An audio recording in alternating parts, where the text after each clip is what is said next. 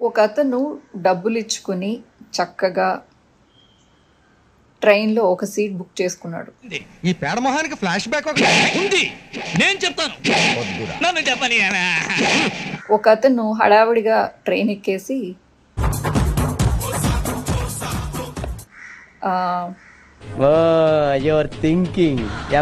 TC వచ్చినప్పుడు చూసుకుందాంలే అని చెప్పేసి ఎక్కాడు. టికెట్ కూడా లేదు అతనికి.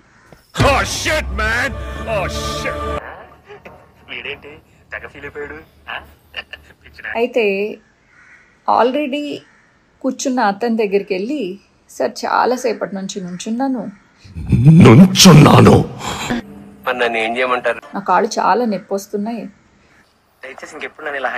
కొంచెం చిన్న ప్లేస్ ఇస్తే ఒక కాలు మీదన్నా నేను బేస్ చేసుకుని కూర్చుంటాను కొంచెం సేపు. ఎందుకు ఫీల్ అవుతున్నావు? ఫీల్ అవ్వాల్సిన సంఘటన కాబట్టి. ఏంటా సంఘటన? ప్లీజ్ సార్ అని చెప్పేసి అన్నాడు. సరే అని చెప్పేసి ఈ బుక్ చేసుకున్న అతను కొంచెం సేపు కూర్చొని ఇద్దాం అని చెప్పేసి కొంచెం చిన్న ప్లేస్ ఇచ్చాడు. అంతా బాగానే ఉంది. అతను అంటే ఇతను టికెట్ లేని అతను నిద్ర వస్తున్నట్టు యాక్ట్ చేసి,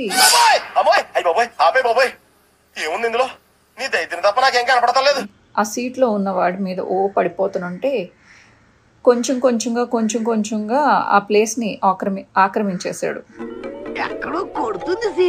చేసేది ఏమీ లేక బుక్ చేసుకున్న అతను అక్కడి నుంచి లెగిసి కాసేపు నుంచుందాము అని చెప్పేసి నుంచున్నాడు.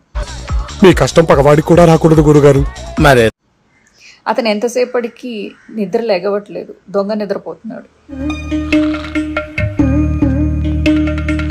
బాబు లేవ్, బాబు. ఇప్పుడు ఇందులో తప్పులు ఎంచుకునే కన్నా అదృష్ట దురదృష్టాలని ఎంచుకోవడం ఉత్తమమేమో అనిపిస్తుంది. అంటే ఇందులో నీతి ఏంటంటే, నాకిప్పుడే తెలియాలి, తెలిసి తీరాలి. చెప్పరా? పోనీలే కొంచెం ప్లేసే కదా, నాకు వచ్చే నష్టమేముంది అని అనుకుంటే నువ్వు ఉన్న ప్లేస్ను కూడా లాక్కుని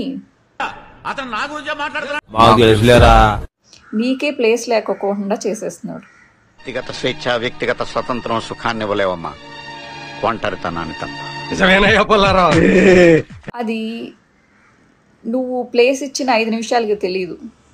కరెక్ట్, ఇది కరెక్ట్ గా చెప్పావయ్యా. అది సమయం గడవగా పర్లేదు సార్, వదిలేండి. బేసిక్ గా నా జాతకమే అంతండి. నువ్వు చేసిన తప్పేంటో తెలిసాక ఆ తర్వాత తీసుకుందామన్నా నీ ప్లేస్ నీకు ఉండదు. నాకు చాలా చాలా బాధ అనిపిస్తుంది. ఇది రియలైజేషన్.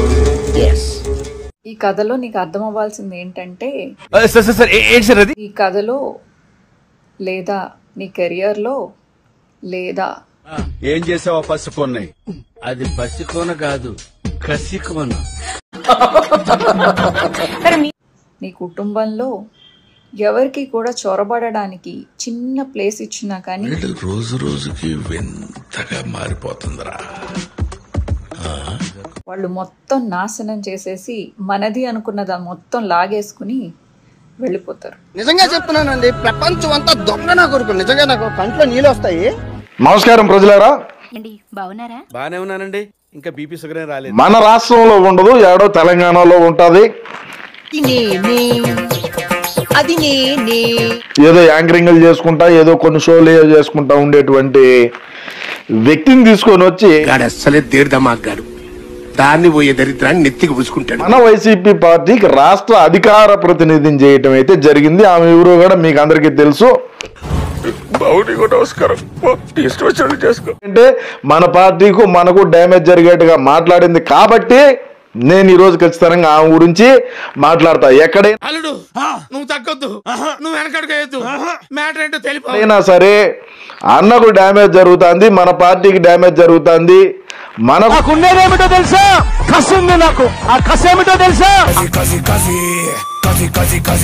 ఆగాగాగు, నేను లోపలికి వెళ్ళి నీకు చక్కగా వెచ్చటి రగ్గు తీసుకొచ్చిస్తాను.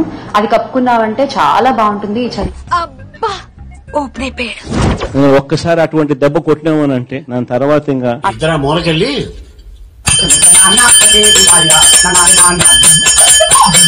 ఆ పెద్ద మనిషి ఎప్పుడు వస్తాడు, ఆ రగ్గు ఎప్పుడు తెస్తాడు, నేను ఎప్పుడు కప్పుకోవాలి.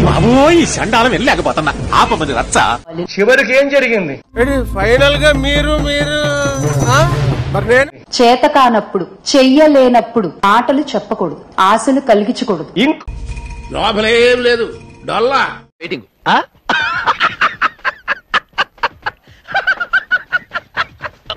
చూడటం కాదండి, మీరు చెయ్యాలంతే.